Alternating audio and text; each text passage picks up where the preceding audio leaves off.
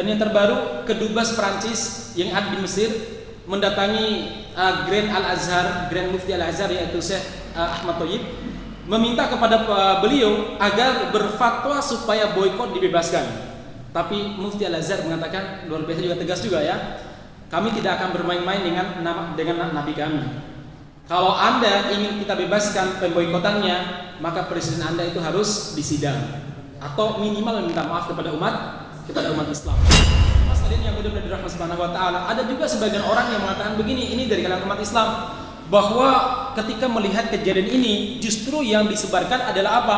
Umat Islam itu harus pemaaf. Umat Islam nggak boleh dendam. Umat Islam itu tidak boleh berbuat radikal. Kita harus mencontohi Nabi Muhammad SAW yang sangat lembut, yang memaafkan kalau boleh dihina, beliau nggak pernah marah dan lain sebagainya. Ini jamaah sekalian sebuah subhat yang disebarkan di tengah komunitas umat Islam. Mohon maaf. Yang jelas Nabi Muhammad SAW adalah orang yang paling tegas terhadap mereka yang menghina beliau. Bahwa dalam beberapa kasus Nabi Muhammad memaafkan, iya, beliau maafkan. Tapi setelah Nabi Muhammad wafat, tidak ada satupun manusia yang bisa mewakili Nabi Muhammad untuk memaafkan orang yang menghina beliau. Para ulama mengatakan ijma secara kesepakatan, orang yang menghina Nabi sepeninggalan Nabi Muhammad di bahasanya gimana, saya enak apa ya? Saya bilang penggal kasar, saya bilang dibunuh oponen. Yang paling enak apa Bang? Dipisahkan kepalanya dari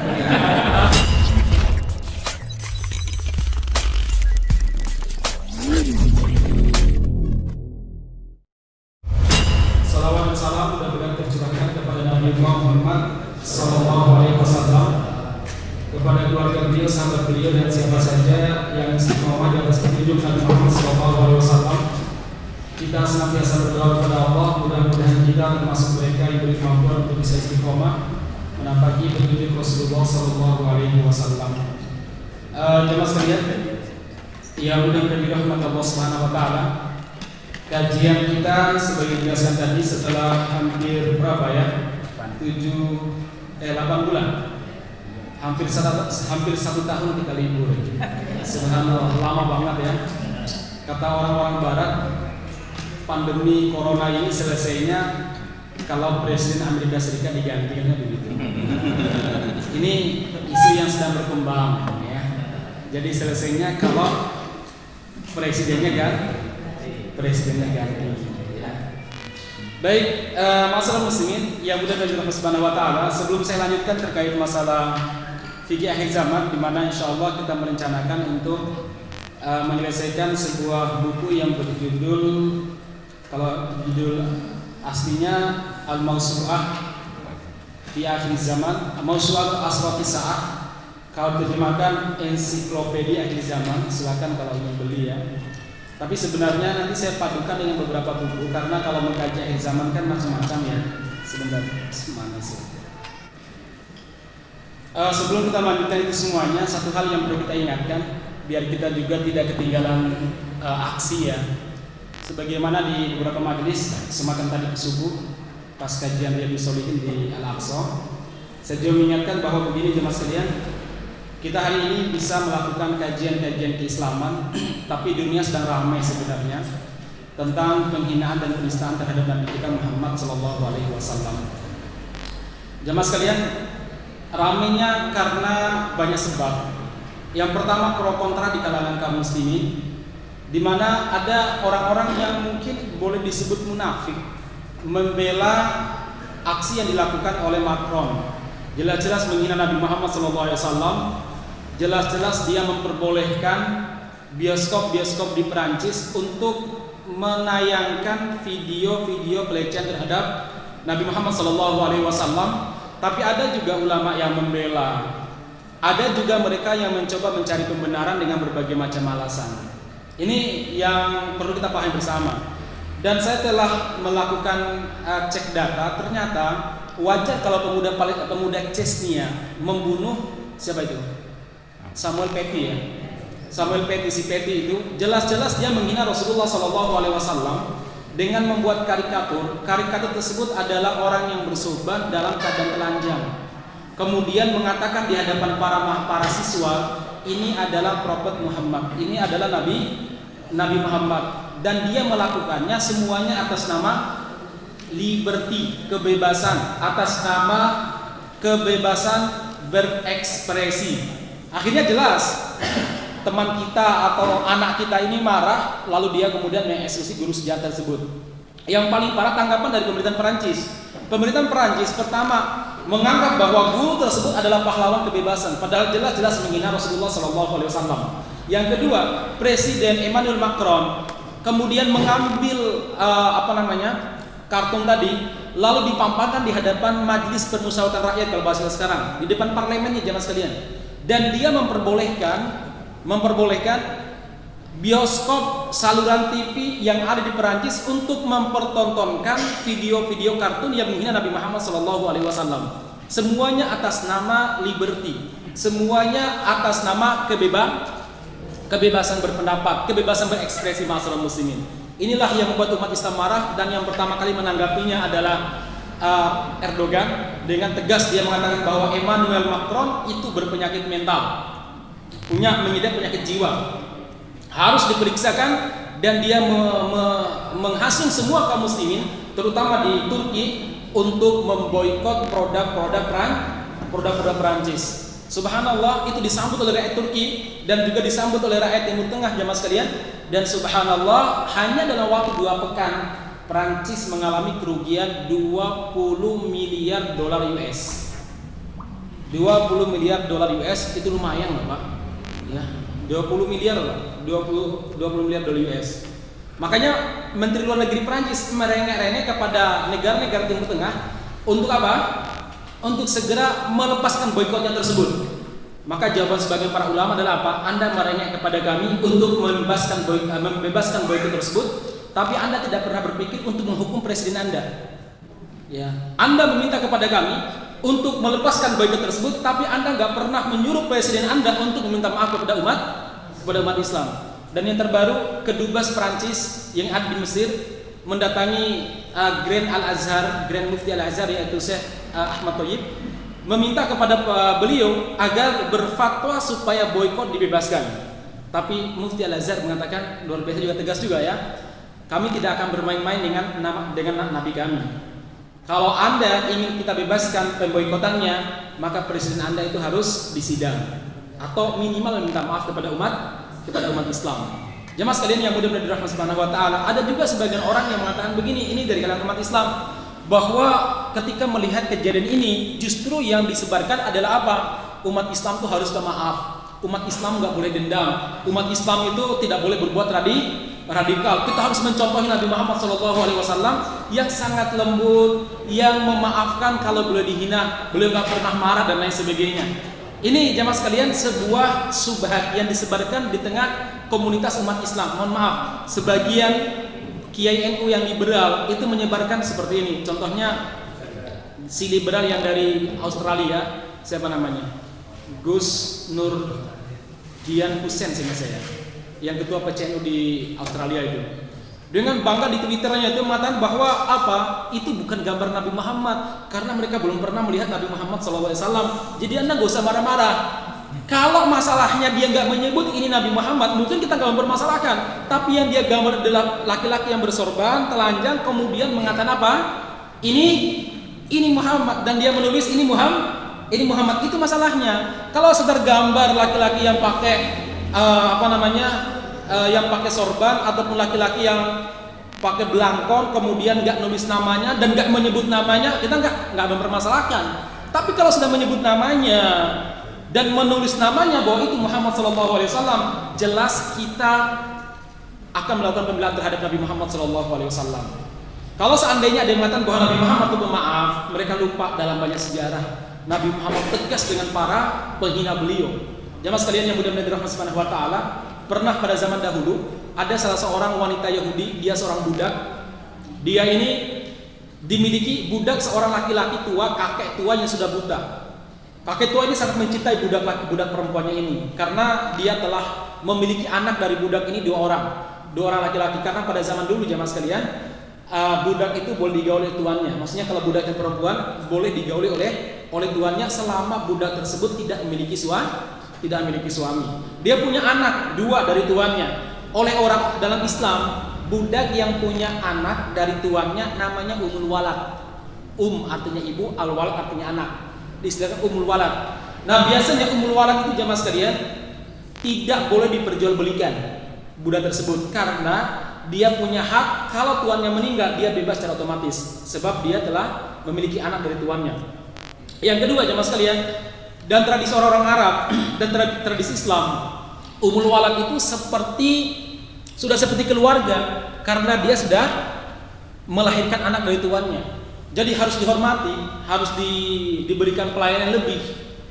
Nah, sang tuan ini senang banget dengan budaknya ini karena dia yang melayaninya, dia yang menyuap nasinya. Budak inilah yang memasak masakannya, budaknya inilah yang membimbing beliau kemana beliau pergi. Tapi sang budak ini punya kebiasaan buruk. Dia suka mencela Rasulullah SAW. Diingatkan oleh tuannya, "Dek, nggak boleh berbuat seperti itu." Dia masih terus mengulangi. Diingatkan, berhenti, kambuh lagi, diingatkan, berhenti, sampai suatu malam dia mencela Rasulullah SAW dengan kata-kata yang sangat buruk sekali. Sang tuan marah, dadanya bergemuruh, kemudian darahnya mendidih dan marahnya luar biasa. Dia panggil sang budak, "Kesini dia, aku ada urusan dengan kamu." Sang budak datang, kemudian sang tuan mengatakan, "Berbaringlah." Mungkin dia menyangka bahwa tuannya akan menggaulinya. Ternyata tuannya telah menyiapkan belati. Dia menindih sang budak tersebut, kemudian menusuk beberapa kali sampai dia meninggal. Masyarakat muslimin, pagi harinya terdengar kabar bahwa ada seseorang yang membunuh umul walad. Dalam tradisi orang-orang Arab, membunuh umul walad itu aib sekali. Akhirnya jemaah sekalian, kabar tersebut sampai kepada Rasulullah SAW. Rasul pun mengumpulkan para sahabat biar isunya tidak menyebar kemana-mana. Lalu beliau bersabda di hadapan kaum muslimin, "Ayuhan nas, wahai manusia, qad wasala ilayal khabar, telah sampai kepadaku sebuah kabar bahwa tadi malam ada di antara kalian yang telah membunuh umul waladnya. Siapakah yang melakukan perbuatan keji tersebut? Berdiri. Kalau tidak, Jibril akan memberitahu saya." Akhirnya berdirilah seorang laki-laki tua yang sudah buta. Semua orang tidak menyangka bahwa dialah pelakunya. Rasul pun bertanya, "Anda wahai kakek?" "Iya ya Rasulullah." "Ya kakek, kenapa Anda setega itu melakukan kejahatan terhadap umul walad Anda?" Sang kakek menjelaskan, "Ya Rasulullah, demi Allah, tidak ada perempuan yang paling saya cintai di dunia ini setelah ibu saya melebihi kecintaan saya kepada budak tersebut, ya Rasulullah. Ya Rasulullah, karena tidak ada wanita yang paling berjasa kepada saya melebihi budak ini, ya Rasulullah. Dia telah melahirkan 2 putra laki-laki dari saya, Rasulullah. Dia yang membimbing saya kemana saya pergi. Dia yang memasak makanan untuk saya. Dia mempersiapkan semua kebutuhan saya. Saya sangat mencintainya, ya Rasulullah. Namun ya Rasulullah, secinta-cintanya saya kepada umul walad saya, sungguh itu tidak mampu mengalahkan kecintaanku kepadamu, ya Rasulullah. Aku lebih mencintaimu, ya Rasulullah. Dia suka mencela dirimu. Sudah saya ingatkan untuk bertobat. Tobat kambuh, tobat kambuh, tobat kambuh. Sampai tadi malam, ya Rasulullah, dia mencelamu dengan kata-kata yang sangat buruk. Dada saya bergemuruh, darah saya mendidih, telinga saya panas, dan saya pun mengeksekusinya, ya Rasulullah. Akhirnya Rasul bersahadat. Rasul mengatakan, "Isyhadu, wahai kaum muslimin, saksikanlah anna dammaha hadar, bahwa darah wanita yang melecehkan Nabi itu halal ditumpahkan." Ya. Ini pentingnya mas sekalian. Karena bagi kita seorang muslim, Nabi Muhammad itu lebih tinggi derajat daripada kita, lebih berharga daripada nyawa kita, jamaah sekalian. Bukan kalau Rasulullah pernah bersabda, "La yu'minu ahadukum hatta akuna ahabba ilaihi min waladihi wa walidihi wan nasi ajmain." Tidak beriman kalian sampai aku, yaitu Rasulullah SAW, lebih dia cintai daripada anaknya, daripada orang tuanya, dan daripada seluruh manusia, baru dari disebut sebagai orang mukmin. Tidak beriman kalian sampai aku lebih dicintai, lebih dihargai, lebih dihormati, lebih disayangi daripada dirinya, daripada anaknya, daripada orang tuanya, dan seluruh manusia, ma'asyiral muslimin. Karena cinta kita kepada Rasulullah itu bukan cinta biasa, tapi cinta iman. Cinta kita kepada Rasulullah SAW itu bukan cinta pilihan, tapi cinta wajib. Karena dengan cinta inilah pintu surga akan dibukakan bagi kita. Karena dengan cinta kepada Rasulullah, kita mendapatkan ridho Allah Subhanahu wa taala jemaah sekalian. Makanya Allah Subhanahu wa taala mengatakan an-nabi aula bil mu'minina min anfusihim wa azwajuhu ummahatuhum. Nabi Muhammad sallallahu alaihi wasallam aula bil mu'minin, itu lebih terhormat, lebih utama daripada orang-orang beriman min anfusihim. Jiwa kita itu tidak begitu berharga dibandingkan Nabi Muhammad sallallahu alaihi wasallam. Wa azwajuhu, istri-istri Nabi itu ummahatuhum, itu adalah ibu kandung bagi kita. Maksudnya tidak boleh kita nodai, tidak boleh kita nikahi, dan tidak boleh kita tidak boleh kita melecehkannya, sama dengan ibu kandung kita. Maka janda Nabi itu nggak boleh dinikahi. Nah, masalah muslimin yang mudah-mudahan dirahmati Subhanahu wa taala, ini sebabnya. Dan kalau kita baca asbabun nuzul daripada surat ini jemaah sekalian, jadi ada cerita suatu waktu Aisyah radhiyallahu anha ngobrol dengan saudara sepupunya, sehingga saudara sepupunya ngobrol laki-laki ya. Kemudian Rasulullah SAW melihat dan Rasul mengatakan, Aisyah masuk ke dalam. Rasul cemburu. Aisyah masuk ke dalam. Aisyah mengatakan, ya Rasulullah, ini saudara sepupu saya. Enggak, kamu masuk, kata Rasulullah. Akhirnya Aisyah masuk.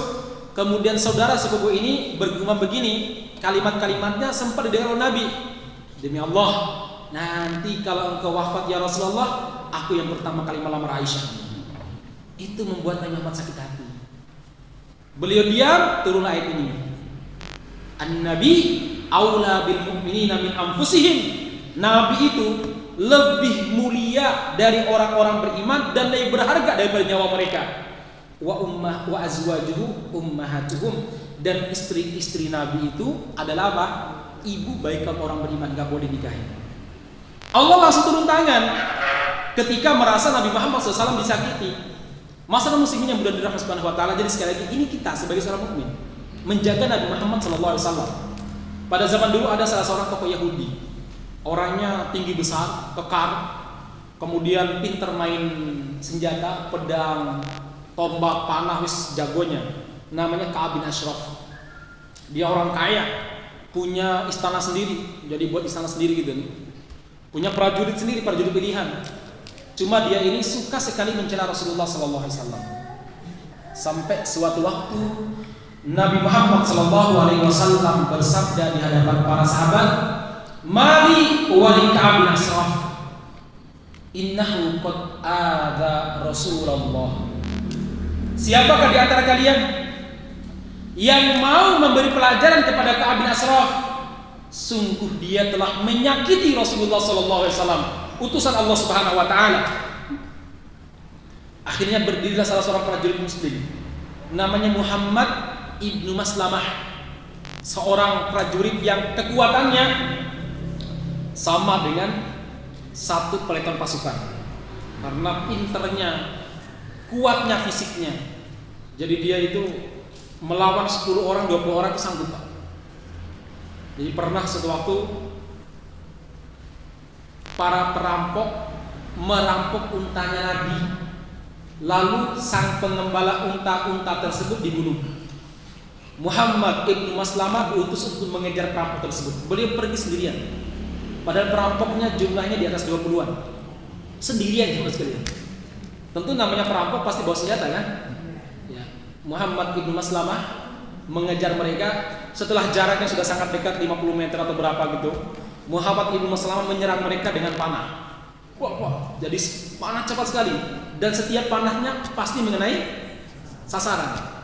Pindah cepat dari panah sini, satu lagi berikutnya pindah begitu, sehingga para perampok mengira mereka diserang 10 orang atau 20 orang lebih. Ketika mereka sudah lemas karena diserang terus oleh Muhammad ibnu Maslamah, Muhammad ibnu Maslamah datang, memainkan pedangnya, dua-dua kiri kanan luar biasa dia. Akhirnya berhasil membunuh sebagian besar di antara mereka dan menangkap sebagian mereka jemaah sekalian. Ya, membunuh sebagian dan menangkap sebagian mereka. Sehingga saya yang akhirnya perampok ini yang tertangkap itu diapakan sama Nabi? Oleh Nabi dilukai,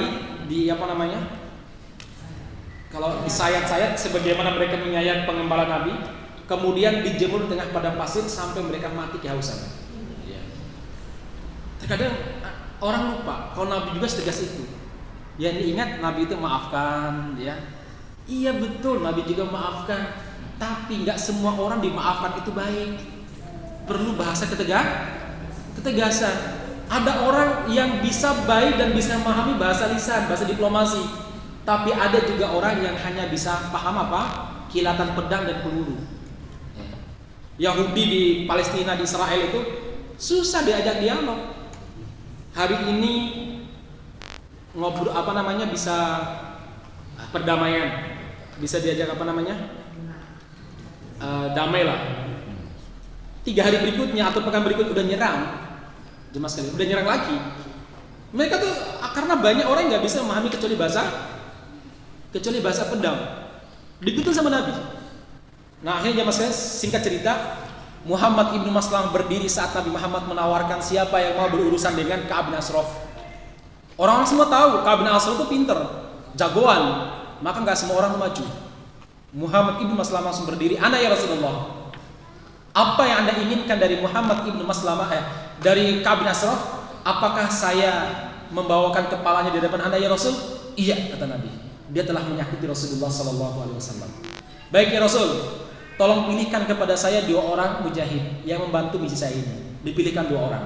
"Yang kedua ya Rasulullah, saya minta izin kepada Anda agar saya boleh mengata-ngataimu di hadapan Ka'ab bin Ashraf, agar dia mengira saya telah seagama dengan dia, agar dia mengira bahwa saya telah membenci Anda, telah menjadi musuh bagi Anda, sehingga dia mau terbuka dengan saya." Kemudian Rasul mengatakan, "Lakukanlah apa yang kamu lakukan dan ucapkanlah apa yang kamu butuhkan." Maksudnya boleh. Berangkatlah Muhammad ibnu Maslamah. Muhammad ibnu Maslamah dulu sebelum masuk Islam itu karib dekat, sahabat karibnya siapa? Ka'ab bin Ashraf. Sama-sama jagoan di Madinah pada saat itu. Kemudian Muhammad ibnu Maslamah menempatkan 2 orang tadi di luar benteng Ka'ab bin Ashraf di sebuah tempat yang agak jauh di bawah pohon. Kemudian beliau bilang, "Saya izin, tunggu kode dari saya." Beliau masuk ke dalam benteng. Pada malam harinya beliau bersair karena beliau nggak bisa masuk dalam rumahnya. Rumahnya dijaga ketat, rumahnya Ka'ab bin Ashraf. Beliau pun bersair dengan suara yang sangat keras. Sair zaman jahiliyah ketika mereka berdua masih dalam keadaan jahiliyah. Suara beliau didengar oleh Ka'ab bin Ashraf. Ka'ab bin Ashraf pun menyambut dengan sair-sair yang serupa. Sair bertemu sair, pantun ketemu pantun. Kemudian Ka'ab bin Ashraf keluar dari rumahnya, "Saudaraku Muhammad ibnu Maslamah, kamu telah kembali?" "Iya," kata ibnu Maslamah. "Sungguh Muhammad telah menghancurkan kehidupan kami. Muhammad telah menghancurkan sendi-sendi kehidupan kami. Sang pendusta itu banyak bualannya." Ini kata-kata yang kalau diucapkan dalam keadaan biasa itu bisa murtad. Tapi karena ini dalam sebuah misi, misi untuk membunuh tokoh kafir, maka diperbolehkan dalam Islam. Jadi dalam sebuah misi itu kadang kita boleh melakukan hal-hal yang sebenarnya itu perbuatan kufur. Sekali lagi atas pertimbangan tentunya ya. Nah, jamaah sekalian yang mudah-mudahan Allah Subhanahu wa taala, akhirnya diajak masuk ke dalam rumahnya. Kemudian mereka ngobrol sepanjang malam hingga suatu waktu terjadi lampunya mati. Entah sengaja dipadamkan oleh Muhammad ibnu Maslamah atau mati karena angin. Pokoknya lampunya mati dalam kondisi gelap. Akhirnya Muhammad ibnu Maslamah berpikir saatnya untuk melakukan aksi. Dia pun mencabut pedangnya dan menyerang Ka'ab bin Ashraf. Karena gelapnya Ka'ab bin Ashraf ini nggak tahu siapa menyerangnya. Hanya saja dia berhasil menghindar. Kemudian dia berteriak kepada prajuritnya, "Pembunuh, pembunuh, pembunuh, pembunuh!" Muhammad ibnu Maslamah juga berteriak, ada pembunuh, ayo kita kejar bersama." Akhirnya mereka mencari-cari pembunuh yang nggak jumpa, karena yang dicari ikut mencari. Jamaah sekalian yang benar-benar Allah Subhanahu wa taala, setelah berlalu beberapa waktu, Muhammad ibnu Maslamah berpikir, bagaimana caranya ini supaya bisa menyelesaikan misi yang dibebankan oleh Nabi Muhammad SAW. Akhirnya beliau berpikir, kekurangannya Ka'ab bin Ashraf adalah apa? Dia kalau dipuji dia lupa daratan. Tahu lupa daratan ya? Jadi seakan-akan di langit maksudnya itu ya. Nah, jamaah sekalian, akhirnya dia pun memuji Ka'ab bin Ashraf, "Ya Ka'ab, saya melihat rembulan sungguh indah. Namun ketika menatap wajahmu, kamu lebih indah daripada rembulan." "Wahai Ka'ab, aku telah melihat banyak laki-laki, tapi saya belum pernah melihat laki-laki setampan kamu dan segagah kamu." Terus dipujilah sampai betul lupa daratannya. Akhirnya Ka'ab bin Ashraf bilang, iya betul, aku adalah laki-laki yang paling tampan. Buktinya aku punya banyak wanita simpanan. Ya. Kemudian dia bilang, Muhammad ibn Maslamah mengatakan, ya Ka'ab, masih ingatkah masa lalu kita? Mari kita bernostalgia. Biasanya kalau pada malam seperti ini, kita akan begadang sampai subuh, kita akan begadang sampai pagi di tengah padang pasir sambil minum arak, sekaligus kita sambil sambil bersair. Oh iya betul. Gimana kalau kita keluar menikmati indahnya malam? Oh boleh katanya. Tapi aku pakai pakaian yang paling bagus dulu, dan aku akan memakai wewangianku yang paling harum. Akhirnya Ka'ab bin Ashraf memakai pakaian yang paling bagus, memakai wewangian parfum yang paling harum. Kemudian mereka keluar dari istana tersebut, jamaah sekalian, tanpa dikawal satu orang prajurit pun.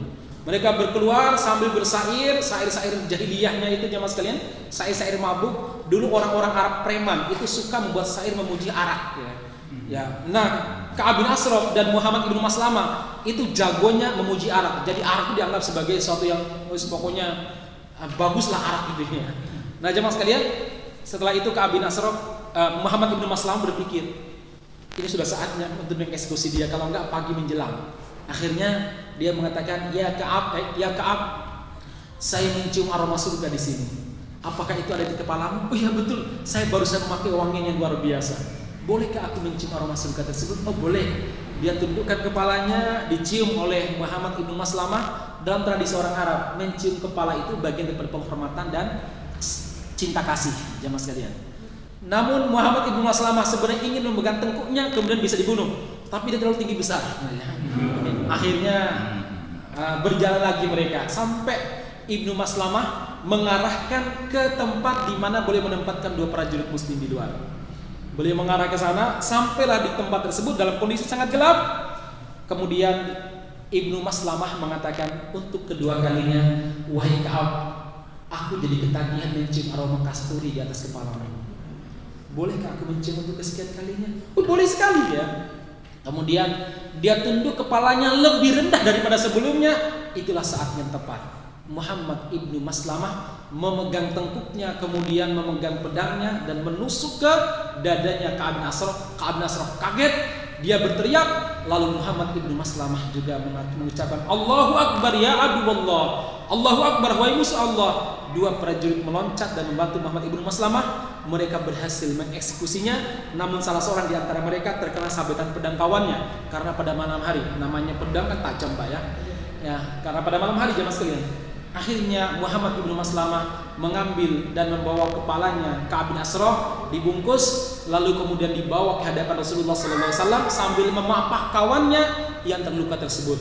Sampai di hadapan Nabi Muhammad SAW, Nabi bertakbir, semua bertakbir para sahabat di situ. Allahu Akbar. Semoga Allah Subhanahu wa taala memberikan cahaya kepada wajah-wajah kalian yang telah menyelesaikan misi tersebut.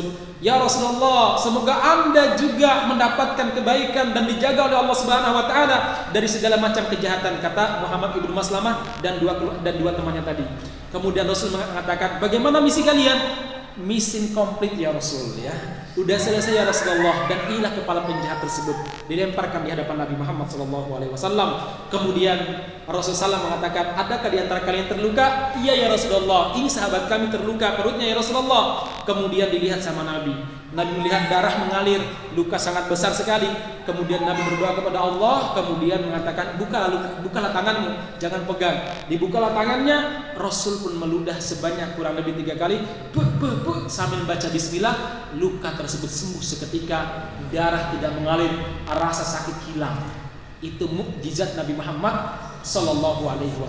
Luar biasa mas kalian. Tapi jangan dicoba kepada kawan Anda ini. Nah, masalah muslimin yang benar-benar Allah Subhanahu wa taala, satu hal yang perlu kita sampaikan, orang jarang menceritakan bagaimana ketegasan Nabi Muhammad kepada penistanya. Yang diceritakan bagaimana Nabi Muhammad menyuapi seorang nenek Yahudi yang selama ini mencela beliau, padahal hadis itu dhaif. Yang diceritakan adalah bagaimana Nabi Muhammad SAW diam, tidak bicara di kota Makkah di saat Abu Jahal, Abu Lahab dilempari pakai kotoran. Mereka lupa kalau itu fase Makkah. Nabi Muhammad gak punya kekuatan. Mereka tidak pernah berbicara ketika Nabi Muhammad punya kekuatan di kota Madinah. Ini pentingnya mas kalian. Yang kedua dari pelajarannya adalah apa jamaah sekalian?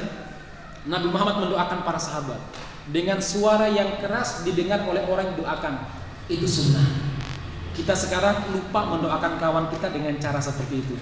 Doanya dzahril ghaib, tidak didengar oleh orang yang doakan. Memang itu mustajab, tapi seringkali kita lupa. Ya, doanya langsung aja to the face to face. Langsung boleh mendoakan, boleh. Dan itu bagus karena itu menunjukkan kedekatan, keakraban, cinta, kasih sayang. Saya mendoakan Pak Nabi, semoga saya selalu Pak Nabi misalkan. Beliau mendoakan saya langsung. Itu bagus. Nabi Muhammad mendoakan para sahabat dan Rasul sering mendoakan istrinya langsung direct, langsung. 2 kali Rasul itu setiap hari mendoakan istrinya. Berapa kali, Bu? 2 kali. Habis sholat subuh Nabi Muhammad berzikir, ketika syuruk sholat, syuruk keluar dari masjid mendatangi istrinya satu persatu. Ummu Salamah datangi, "Mu gimana, puasa atau enggak?" "Iya ya Rasul, ini kan bukan jatah saya hari ini." "Oh ya, ada masalah enggak?" "Enggak ada." "Ada mimpi kata di malam?" "Ada ya Rasul, mimpinya ini, apa tafsirnya?" Nanti Rasul menafsirkannya. Setelah ngobrol, pegang kepalanya, cium ubun-ubunnya, doakan, "Ya Allah, panjangkan umur Ummu Salamah, berikan kesehatan, berkahi semua urusan, ya Allah berikan keikhlasan." Nanti Ummu Salamah amin, amin, amin. Nanti pindah ke istri satunya, sampai yang terakhir yang punya jatah hari itu. Sore hari dia juga sama. Habis zikir sore, beliau keluar menemui istri satu persatu, didoakan jemaah sekalian. Jadi istri-istri beliau itu ketagihan, didoakan langsung sama Nabi direct. Ya, saya nggak tahu, bapak-bapak istri cuma satu mungkin jangan didoakan. Masalah muslimin yang mudah-mudahan dirahmati Subhanahu wa taala. Ini doanya seperti itu, doanya langsung. Dan ternyata itu betul-betul memunculkan apa namanya? Kasih sayang. Istri saya itu sampai ketagihan didoakan. "Bi, sore ini aku boleh doakan," katanya. "Iya, karena saya lagi ngisi pengajian, tak doakan dari jauh, jarak jauh ya, dapat HP ya."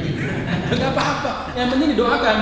Ya, jemaah sekalian yang mudah-mudahan dirahmati Subhanahu wa taala, itu penting mendoakan orang langsung.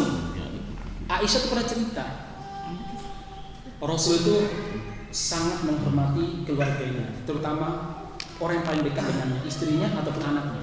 Anda bayangkan? Jadi ukuran kebaikan seorang laki-laki atau seorang istri, seorang perempuan, dilihat pada penghormatan kepada orang yang paling dekat dengan dia. Senyumnya, ramahnya. Kalau ibu-ibu ramah sama tukang sayur yang lewat di depan rumah setiap hari, wajar mah. Jarang ketemu, nggak pernah lihat tukang sayur pas marah sama istrinya gini. Tapi Anda bisa nahan cerewet di hadapan suami, itu bagus, luar biasa. Sebagian suami juga demikian. Ya, Anda bisa senyum kepada penjual nasi goreng di samping rumah setiap saat, itu bisa, wajar ya. Karena senantiasa memberikan makan. Tapi Anda nggak pernah melihat bagaimana dia marah, kan begitu. Maka Rasulullah itu pernah bersabda, "Akmalul mu'minina imanan ahsanul khuluqa." Orang mukmin yang paling sempurna imannya adalah yang paling baik akhlaknya. Wa khiyarukum linisaihi khuluqa. Sebaik-baiknya kalian adalah orang yang paling baik akhlaknya terhadap keluarga kalian, terutama istri dan suami kalian. Nah, jemaah sekalian, dia cerita begini. Aisyah itu bilang, Rasul itu kalau didatangi oleh keluarganya, beliau itu melayani mereka sebagaimana raja dan ratu. Sebagaimana melayani raja dan ratu. Suatu waktu beliau lagi tidur-tiduran di atas paha saya. Tidur-tiduran. Luar biasa ya, Nabi ini umur 60-an tahun. Itu masih suka manja-manjaan sama istri. Di saat sekarang ibu-ibu, bapak-bapak umur 60 tahun ke atas biasanya udah beda kamar kan? Ya. Mungkin biar nggak diganggu.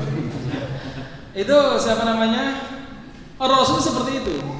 Bahkan saya pernah lihat rumah teman itu, udah tua sih orangnya. "Mas, masih satu kamar sama keluarga?" "Masih, tapi beda ranjang katanya." Jadi satu kamar isinya 2 ranjang ya. "Loh, kenapa one bed aja? Kenapa harus 2 bed?" gitu ya. Nah, Rasul begitu ya Mas. Nah, kata Aisyah, saat beliau bermanja-manjaan dengan saya, tiba-tiba ada suara salam dari luar. "Assalamu alayka ya abata." "Assalamualaikum ya abah." Oh, Rasul mengatakan, "Fatimah?" "Iya ya Rasul." Beliau bangkit. Kalau kita mungkin enggak, bukan pintu. Beliau sendiri yang bangkit, buka itu pintu. Kemudian Fatimah masuk, mengambil tangan abahnya, dicium. Rasul mengambil kening anaknya, dicium dan doakan, "Semoga Allah merahmatimu hai Fatimah. Semoga Allah menyayangimu hai Fatimah. Semoga semua urusanmu dimudahkan oleh Allah Subhanahu wa taala Fatimah. Amin, amin wahai bapakku, dan semoga engkau dijaga oleh Allah Subhanahu wa taala." Masya Allah jemaah sekalian, begitu Rasul menghormati keluarganya dan mendoakan langsung direct. Kalau kita sama anak-anak kita kadang nggak gitu ya. Saya juga merasakan sih. Assalamualaikum, waalaikumsalam. Mama lagi di dapur, masuk ya. Itu kamarnya pintunya nggak dikunci.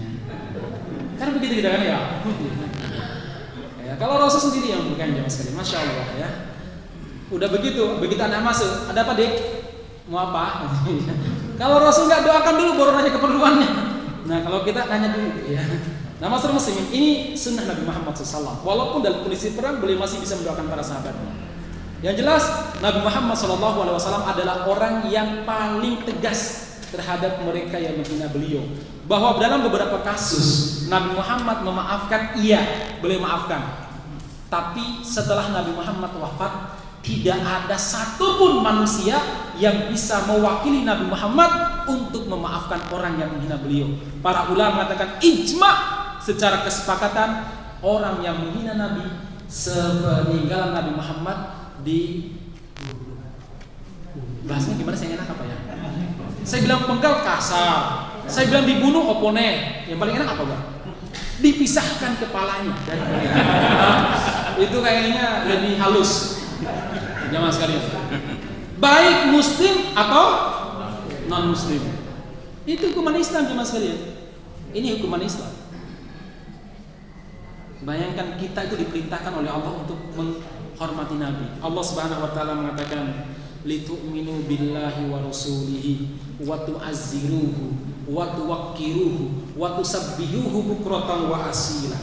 Kalian itu diperintahkan oleh Allah litu'minu billah, beriman kepada Allah, wa rasulih, dan beriman kepada rasulnya, wa tu'azziruhu, dan kalian diperintahkan untuk apa? Menghormati Nabi Muhammad, wa tuwaqqiruh, dan kalian wajib membela beliau, wa tusabbihuh, dan kalian bertasbih kepada Allah Subhanahu wa taala. Ibu-ibu, Bapak-bapak, bagaimana adabnya Allah Subhanahu wa taala dalam Al-Qur'an ketika memanggil Nabi Muhammad, begitu cinta dan hormatnya. Allah Subhanahu wa taala tidak pernah memanggil Nabi Muhammad langsung dengan namanya, enggak ada. Beda ketika Allah memanggil nabi-nabi lainnya, kadang langsung pakai namanya, ya Ibrahim, wa Ibrahim, ya Zakaria, inna nubashiruka bi gulamin ismuhu Yahya, wahai Zakaria, kami akan memberi kabar gembira kepadamu dengan seorang anak laki-laki namanya Yahya. Ya Yahya, khudil kitaba biquwwah, wahai Yahya. Semua disebutkan namanya jamaah sekalian. Tapi Nabi Muhammad SAW, Allah menegur Nabi Muhammad yang berbuat salah saja itu masih pakai kalimat ya ayyuhan nabi lima tuharrimu ma halallahu lak tabtagi mardata azwaji. Nabi, kok kamu bisa mengharamkan yang Allah halalkan untukmu dalam rangka mencari ridho istrimu? Jangan lakukan, kata Allah Subhanahu wa taala. Artinya begini, dalam suasana tegur saja Allah Subhanahu wa taala tetap memakai kalimat nabi, tidak langsung menyebut nama Rasulullah sallallahu alaihi wasallam. Begitu cintanya Allah Subhanahu wa taala kepada Nabi Muhammad sallallahu alaihi wasallam.